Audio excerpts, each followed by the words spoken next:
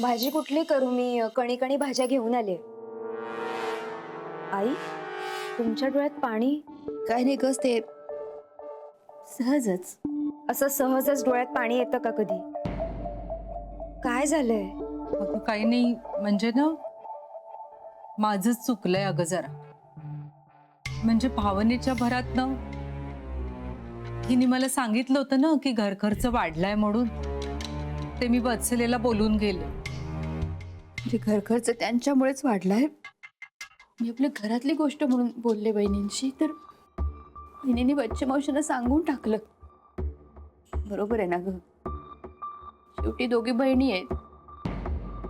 ही कोण? अगं पण तुझी काळजी वाटत होती म्हणूनच सांगितलं मी. खरंच अगं. हो, पण आता म्हणून त्या घर सोडून जायला निघाल्या ना. इंद्रनीला कळेल तेव्हा त्याला काय वाटेल?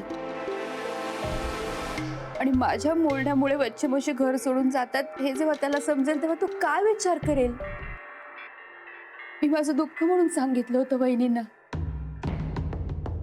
बहिणी, आता तुमच्यामुळे इंद्रनीलचं मत माझ्याबद्दलच खराब होईल. हो हो ग, म्हणजे माझ्यानं खरंच नाही ग लक्षात आलं ललिता. बहिणी प्लीज, आडवाना तुम्ही बच्चे मावशींना नका जाऊ देऊ. तुम्ही मोठ्या बहीण आहात त्यांच्या, आणि मोठी बहीण आईच्या जागी असते, हो की नाही? आता त्यांची आई असते आणि अशा वागल्या असता का त्या त्यांच्याशी? प्लीज बहिणी, तुम्ही थांबा ना त्यांना. बघा, म्हणजे हवं असेल तर मी बच्चे मावशींच्या पायावर डोकं ठेवून माफी मागते, पण त्यांना नका जाऊ देऊ प्लीज. आई, तुम्ही नका काळजी करू. मी बोलेन आत्यांशी. आणि त्यांना माहितीये तुम्ही मनाने खूप चांगले आहात. थांबतील ते. मला ती बच्चे मावशी नाही थांबल्या ना तर मला मेल्यावर मेल्यासारखं होईल. अगं नाही, तसं नाही ग. मी पण बोलीन ना तिच्याशी. मी जातेच वानंदी बरोबर. अगं तुझ्या डोळ्यात अश्रू बघून मला काही बरं वाटेल का? या घराचा जीव आहेस का तू? आणि माझ्या एवढ्याशा छोट्याशा चुकीसाठी तुझ्या डोळ्यात अश्रू? मी जाते तिच्या बरोबर आणि बोलते मी बस. आई, तुम्ही नका काळजी करू. हा, आम्ही आलोच. चल चल.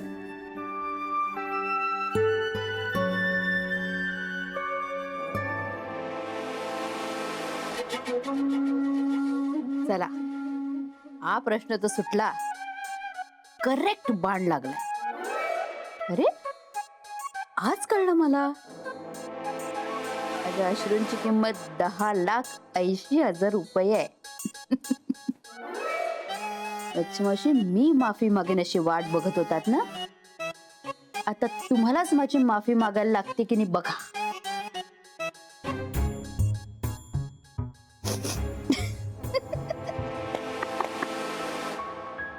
संपलं आपलं इथलं दाणा पाणी.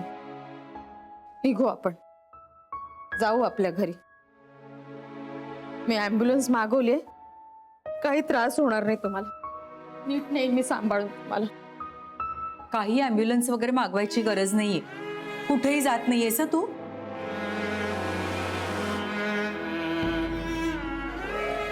ताई तू हो, एवढी काय ग मोठी मानाचीस की तुझे माणिक मोती ढळतायत? तूच म्हणालीस ना खर्च वाढतो म्हणून. आत्या, आपण घरात एकमेकींशी बोलतोस की मनातल्या गोष्टी, म्हणून असं लगेच कोणी घर सोडून जातं का? मी कुठे घरातली, मी तर परकी आहे ना. आता टोचून बोलू नकोस ग मला. माफ कर बाई, मला चुकलं माझं. बस. तू नको बाई माफी मागूस, मोठी आहेस तू. पण आम्हाला जाऊ दे. बरं, मग मी लहान आहे ना, मी मागते माफी. आत्या प्लीज जाऊ नका. आईना खूप वाईट वाटेल, आणि ह्यांना कळलं ना तर हेही दुखावतील. तुम्हाला माहितीये ना ह्यांना काकांची किती काळजी आहे. मी नाही तुम्हाला जाऊ देणार. स्वानंदी, अगं ऐक ना. मी, मला माहिती आहे नीलला आहे यांची काळजी, पण ताई बोलून बसली ना. अगं, मी तुला तेव्हा बोलले ते दिसलं, पण आता मीच तुला थांबवायला आले ते दिसत नाही का ग? सगळं दिसतं मला, सगळं दिसतं मला. फक्त काही लोकांना ना स्वतःच्या सावलीतलं दिसत नाही, हे खरंय. हे बघ, मला ना अशी आडवळणाची उत्तरं नको येतं. थांबतेस की नाही ते सांग आधी. तुझे म्हणशील ते करीन मी. का म्हणालीस तर जाईन, थांब म्हणालीस तर थांबेन.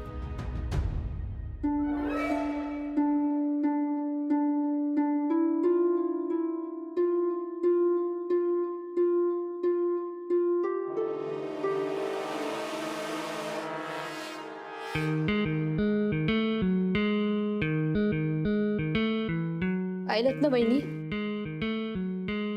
म्हणजे माझ्या शब्दाला काहीच किंमत नाहीये.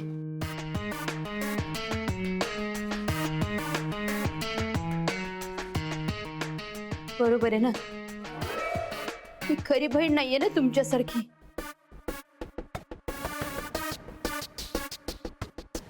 म्हणून तुमच्या 2 शब्दाचा लगेच मान ठेवला त्यांनी.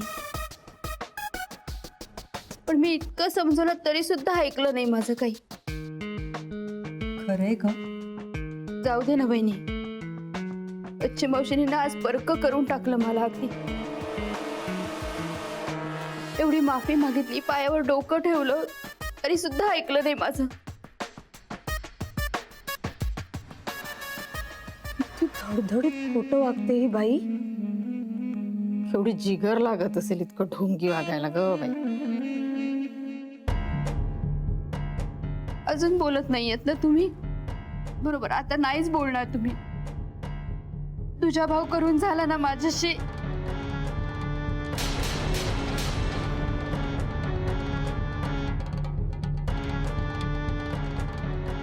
बरोबर आहे ग तिचं वत्सला. अगं एवढं प्रेमाने घरात ठेवून घेतलं तिने तुम्हाला दोघांना, आणि काही अडचण आली म्हणून बोलली तर एवढं मनाला लावून घ्यायचं का ग? बस आता थांबते मी. आत्या पण आईंना दुखावलात ना तुम्ही.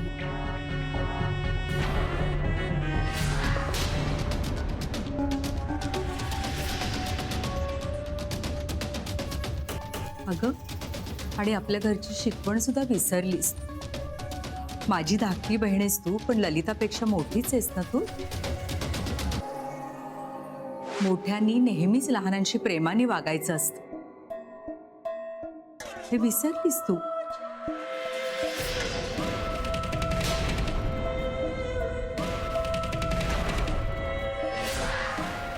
काहीच नाही विसरले मी, सगळं लक्षात आहे माझ्या.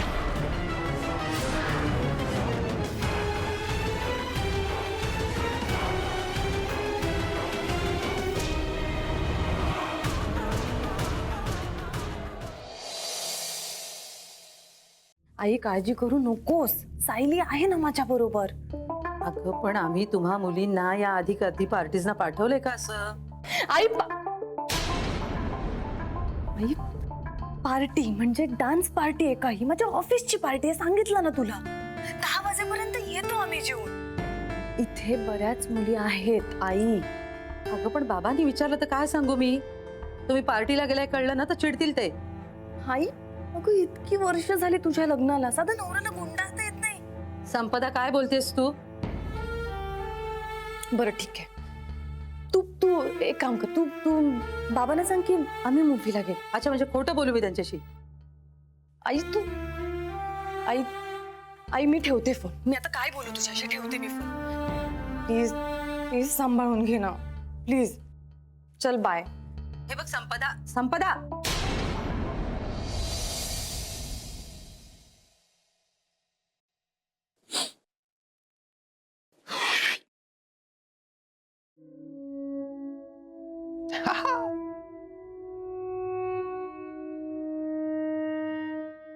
स्वानंदी,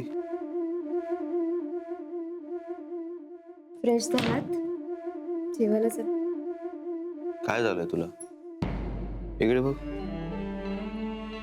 काय झालं? मी तुला काही त्रास दिला का? मग चेहरा असा का झालाय तुझा? एक सांगू, तुम्ही मला ताईच्या बाबतीत जे म्हणाले तसं मला नाही वागता येणार. हो, बहीण आहे ती माझी. तिच्या दुःखात मला तिच्याकडे दुर्लक्ष नाही करता येणार. तिचं दुःख, तिला खरंच दुःख झालंय असं वाटतं तुला? अहो तिला माहितीच नाहीये नक्की काय झालंय ते. आपण इंटरफेअर करायला हवं, मध्यस्थी करायला हवी दोघांच्या. ये इकडे ये, बस बस बस बस माझं ऐकून बस, तर- आपण बोलूया शांत. हे बघ, नवरा बायकोच्या भांडणात तिसऱ्याने पडू नये असं म्हणतात. का माहिती, नवरा बायको एक होतात, तिसरा कायमचा वाईट होतो, कायमचा. अहो पण परक्या माणसाच्या बाबतीत असं झालं ना तर तो वाईटपणा उगाच आहे असं म्हणू शकतो आपण. ती तर बहीण आहे माझी.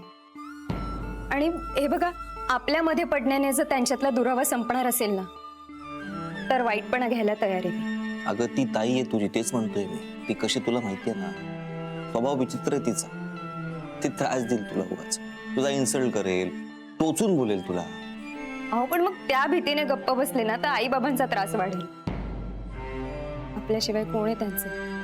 ते पटतंय मला, पण तू ताईचा प्रॉब्लेम सॉल्व्ह करावा हे मला पटत नाही. प्लीज ऐकून घ्या. कसं आहे ना, आजपर्यंत आमच्या घरात कुठलाही प्रॉब्लेम आला ना तर त्याचं सोल्युशन आम्ही सगळ्यांनी मिळून काढलंय. मी मी एक भाग आहे त्या घरचा आणि तुम्ही मला त्याच्यापासूनच दूर राहायला सांगताय. नाही, मी तुला घरापासून दूर असं सांगतच नाहीये. मी तुझ्या ताईच्या प्रॉब्लेम पासून तू दूर राहा असं म्हणतोय.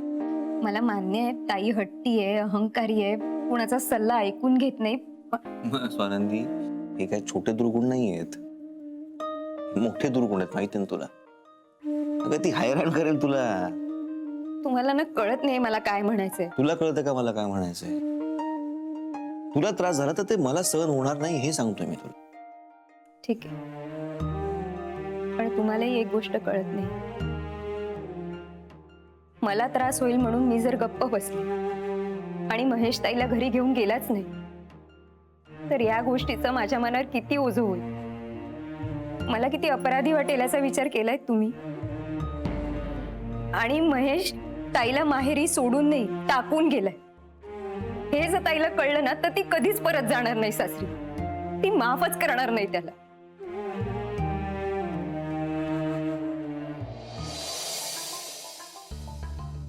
अंजली,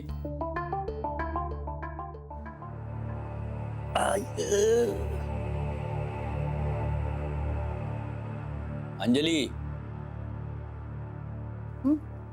अरे आलात तुम्ही? पाणी आणते. चहा घेणार आहात ना? नाही नको. तू बोललीस का संपदाशी? नाही अजून.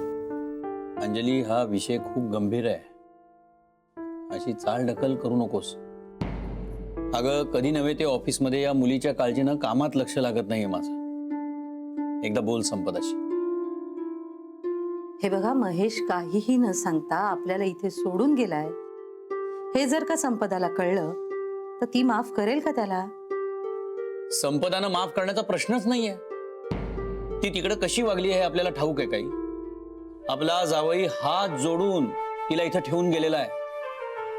महेशनं माफ करायचं की नाही हा प्रश्न आहे. हे बघा, त्यांचं आपसात काय घडलंय आपल्याला कुठे माहितीये? तेच तर विचार ना तिला. तिच्यासाठी लग्नाला 2 वर्ष थांबणारा महेश लग्न होऊन 2 महिने झाल्यावर घरी सोडून जातो तिला. आपल्या पदरात काय जळतंय हे तुला चांगलं ठाऊक आहे अंजली.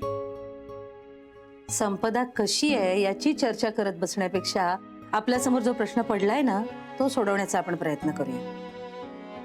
तिच्या स्वभावाबद्दल बोलून तो सुटणार नाही.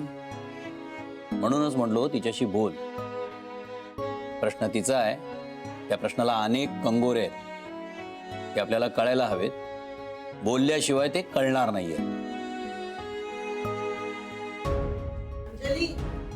अगं, चटणी वाटून ठेवली आहे मी आणि सांबाराला पण फोडणी दिली. वसंत पण आलाच आहे की. सायली संपदा कुठे राहिल्या का?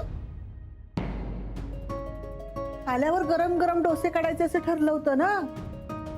हो आई, त्यांना 9:30 वाजतील.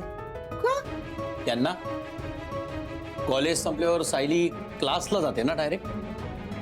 हो, पण संपदाचा फोन आला होता. म्हणजे त्या बहिणीचं काहीतरी ठरलं असेल ना. काहीतरी म्हणजे काय अंजली? त्या दोघी सिनेमाला गेल्या. सिनेमाला? अगं सायलीची परीक्षा तोंडावर आली आहे ना, तो फायनल फायनल म्हणून घरातली कामं करत नाहीये ती. ही फायनल का? तुला सांगता नाही आलं? संपदाने विचारलंच नसणार, सांगितलं असणार डायरेक्ट, म्हणून तरी अशी अनकम्फर्टेबल झाली आहे. हो ना?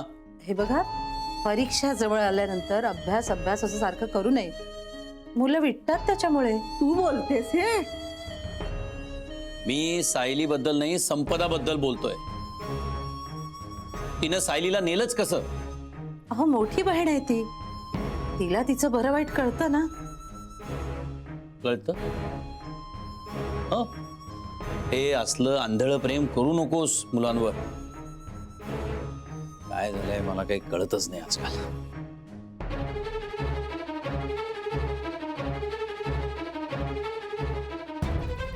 अंजली, संपदाचं काय करायचं ते तू आणि वसंता मिळून करालच ग, पण त्या सायलीला दूर ठेवा तिच्यापासून. खरं म्हणजे घरातल्या घरात असं बोलायला मला सुद्धा जरा विचित्रच वाटतंय ग. संपदाचं वागणं काही बरोबर नाहीये. ते म्हणजे आजच नाहीये, अगदी पहिल्यापासूनच आहे. निदान सायलीचं नको व्हायला तिच्यासारखं. तिला आत्ता फोन कर आणि सांग जेवायला सगळे वाट बघतायत म्हणून.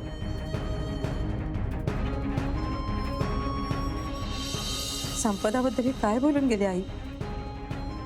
काय होतंय घरात? आज मी पहिल्यांदाच खोटं बोलले. आईने डोश्यांची तयारी करून ठेवली आणि या दोघी जेवून येणार आहेत. कसं सांभाळू आता हे सगळं?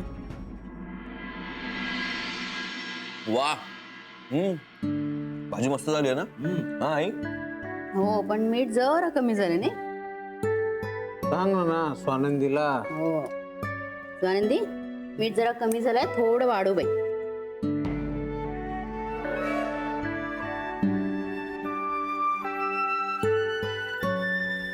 स्वानंदी, काय झालं? स्वानंदी, अगं लक्ष कुठे बाळा? नाही, काय नाही. पण येऊ माहेरी जाऊन आले ना, त्यामुळे टेन्शन आलं असेल. स्वानंदी, संपदाने काही नवा घोळ घातलाय का? तसं काही नाही. त्या मुलीचं काही सांगू नको बाई, फार विचित्र आहे वागायला ती. दुसऱ्यांच्या लेकराबद्दल असं बोलू नये ग ललिता. दुसऱ्यांच्या मुलाबद्दल नेहमी चांगलं बोलावं, म्हणजे देव आपल्या मुलांचं नेहमी चांगलं करतो.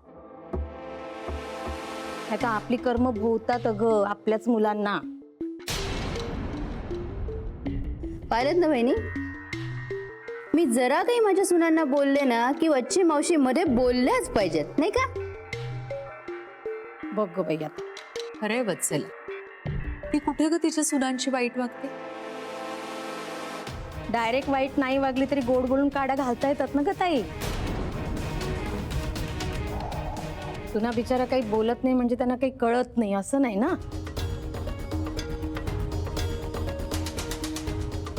वच्ची मावशी काय वाईट वागले मी स्वानंदीशी? विचारा बरं तिला. स्वानंदी, काय ग? बघा, काही बोलते का ती? म्हणजे पटलंय तिला. बोलत नाही म्हणजे तुझं म्हणणं तिला पटलं नाही असंही होऊ शकतं ना ग. वच्ची मावशी, सुतावरनं स्वर्ग गाठता का लगेच तुम्ही? सुतावरून कसा स्वर्ग गाठता येईल? स्वर्ग गाठायचा तर आधी मेलं पाहिजे, नाहीतर औषध तरी घेतलं पाहिजे.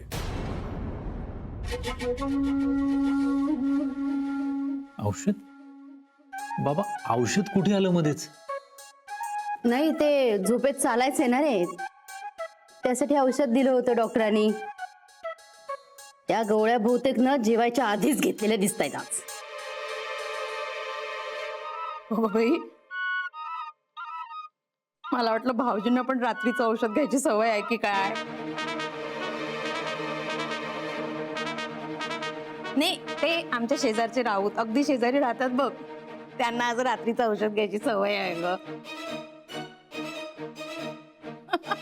रात्रभर बोंबलत फिरत असतात चाळीमध्ये. ते मिलचे भोंगे बंद झाले पण यांचा भोंगा आपला चालूच असतो ना. म्हटलं भाऊजींचं पण तसंच आहे की काय. वत्सला, तुला ना कधी कधी कुठे कसं काय बोलावं याचं भानच राहत नाही. कधी कधी जातो बाई तोल माझा बोलताना, पण बोलतानाच राऊतांसारखा अगं बाई, मी काय चकाट्या पिटत बसले इथे. चाळीतली सवय ग ताई गप्पा मारायची. मी आणि स्वानंदी आवरतो. हा स्वानंदी, स्वानंदी चल आवरूया.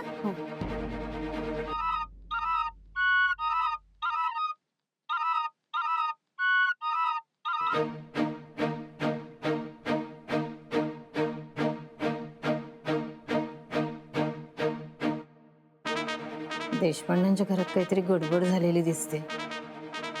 स्वानंदीचं अजिबात लक्ष नाहीये आणि नीलही टेन्शन मध्ये दिसतोय. नेमकं काय झालं असेल?